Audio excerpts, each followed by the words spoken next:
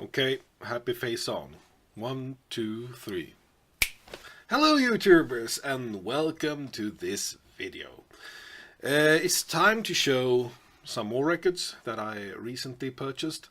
If I seem a bit while I'm doing this video, it's because it's the second attempt because the um, program or the camera or application or whatever, it crashed on me uh, when I was almost done recording. So it left a corrupt file that's not usable. I can't do anything with it. So never mind. I'm going to show you some records in that. Um, I'm going to start by showing you a record with classical music, Swedish classical music. Looks like this. Svenska klassiska favoriter, Helsingborgs symfoniorkester, Helsingborgs Symphony Orchestra, conducted by Okko Kamu. What's special with this? Well, it was recorded in 1994 at the Helsingborgs Concert Hall, and we have lovely Swedish classical, well, classics like Svensk festspel by August Söderman. We have music by Wilhelm Stenhammar, Dag Wirén. We have the Pastoral Suite by Lars-Erik Larsson and Frösöblomster, I don't know the English title, by Pettersson Berger, and well, Swedish Rhapsody by Hugo Alfvén and so on. Great music.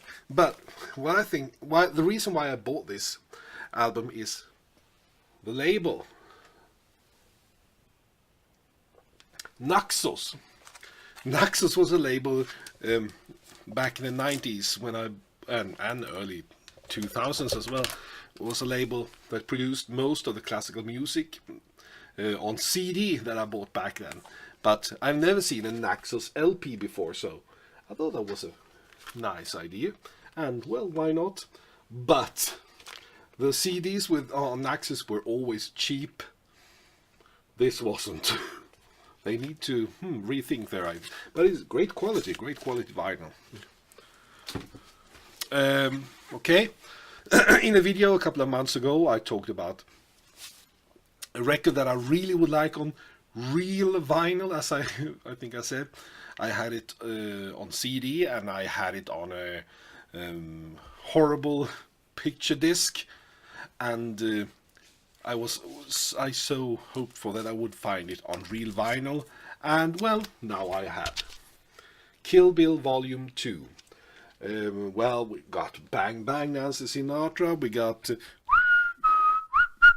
Twisted Nerve by Bernard Herrmann, Don't Let Me Be Misunderstood by Santa Esmeralda starring Leroy Gomez, Woohoo, woohoo, woohoo, by the 5678s, but most of all, The Flower of Carnage by the lovely modern enka singer Meiko Kaji.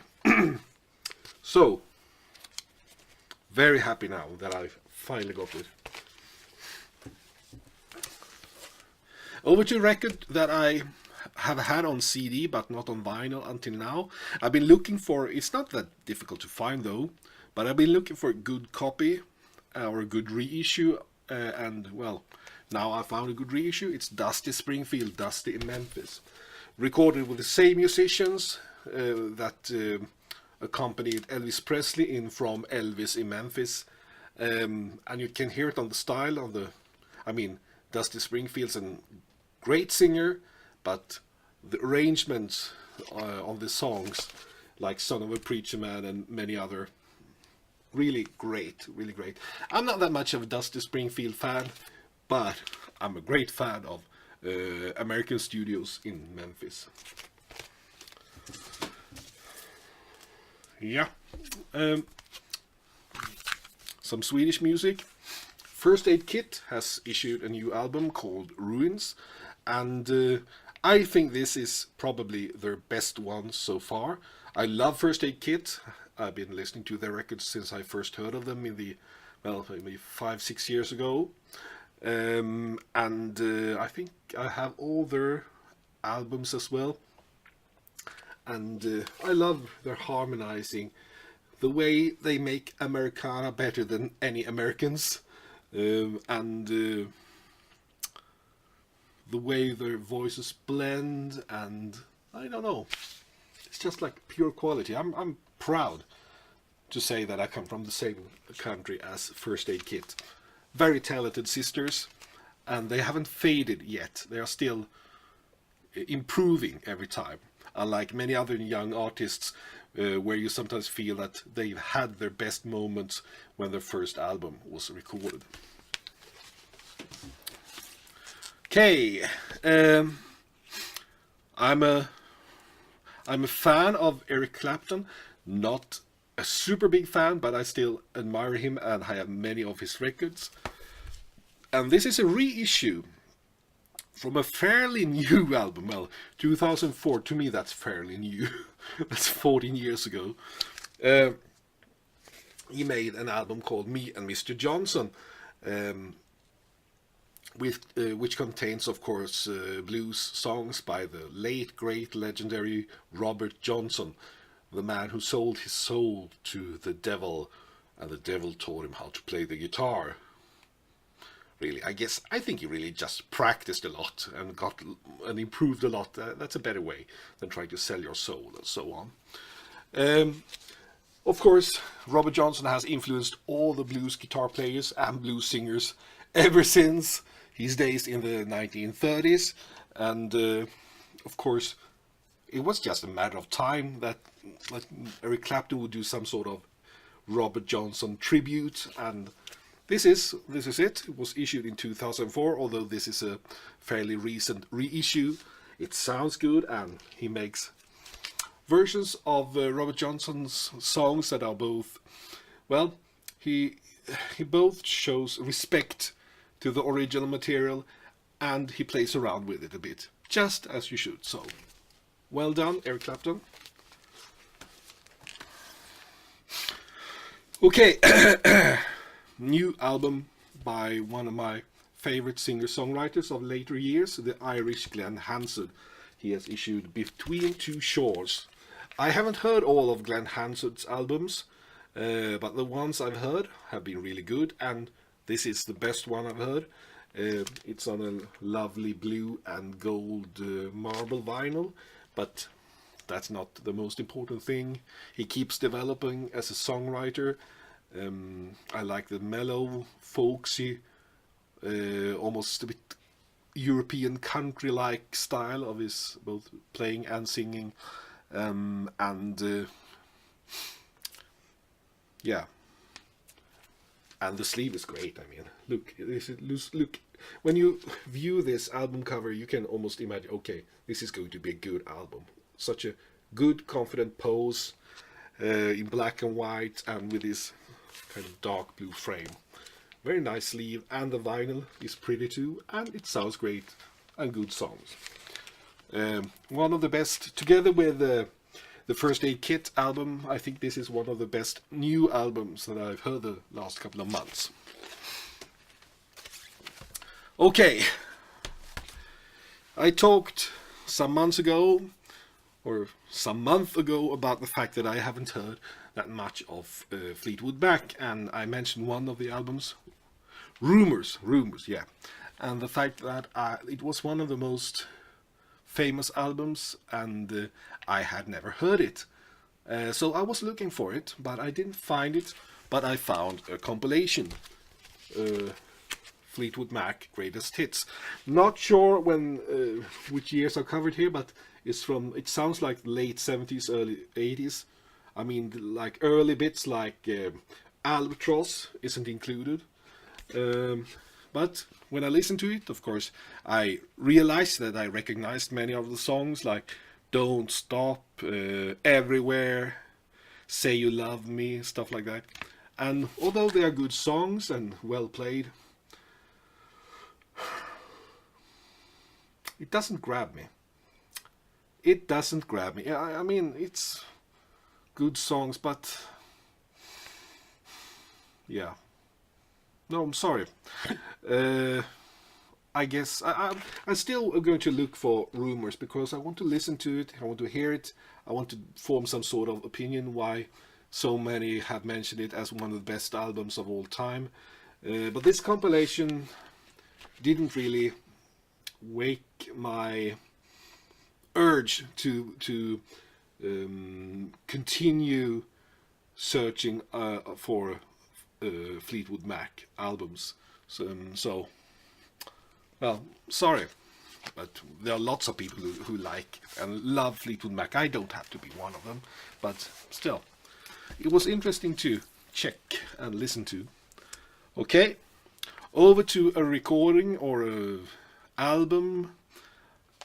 I think this is a reissue too, on Soul Jazz Records, Brazil. We got a nice mix of different Brazilian music, like drum orgies, like Batucada #1, and nice jazz samba fusion like Zanzibar, and some beautiful vocals and playing.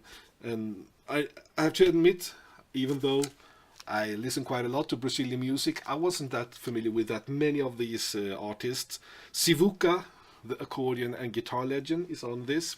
Must be one of his last recordings.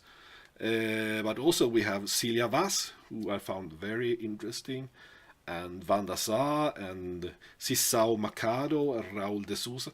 Lots of great artists that I'm going to check further. And this is a very new reissue on the Soul Jazz Records label. The final record that I'm going to talk about is by my favorite band of all time, The Band. The Syria Mosque 1970, the Pennsylvania broadcast, a radio recording, a radio concert from Syria Mosque. And this has been around as a bootleg recording, available in many ways before, so it's not really unique in any sense. But now it has been issued on some sort of proper vinyl with real sleeve and thick vinyl and everything. This was usually was to be released in November last year, so I ordered it way before that, but it's been late, and I got it maybe in early February or maybe late January, about 2 months late.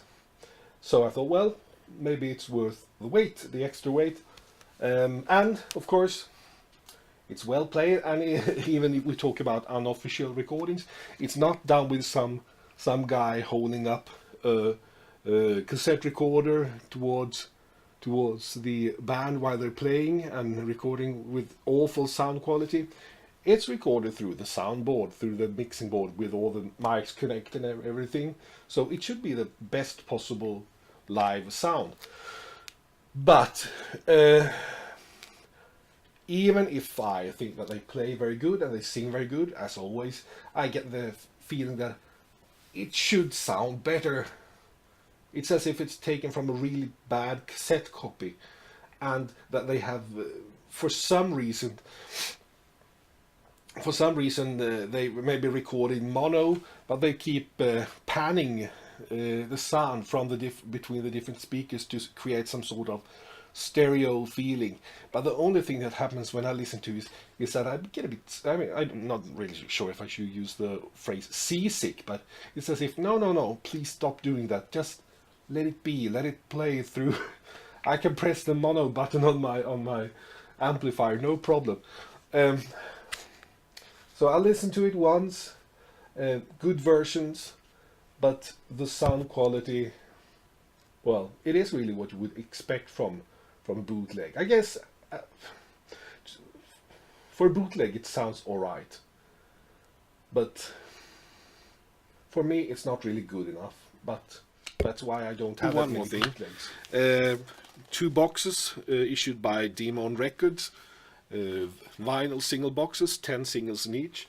Very nice compilations: 70s rock, classic 45s, and Peace and Love, classic 45. I've got some others of these boxes. I tend to buy them if I find them a bit cheaper than the original price, because they are a bit bit pricey. And why do I like them? Yeah, they are not convenient at all. I mean, it would be much better if they were some sort of compilation album on 12-inch vinyl, 33 RPM, so you don't have to go up and change. Well, so why do I like them? Probably because I'm a geek, and I'm quite hopeless geek. But I think there are many of those among us, and by that I wish you a good night and thank you for watching.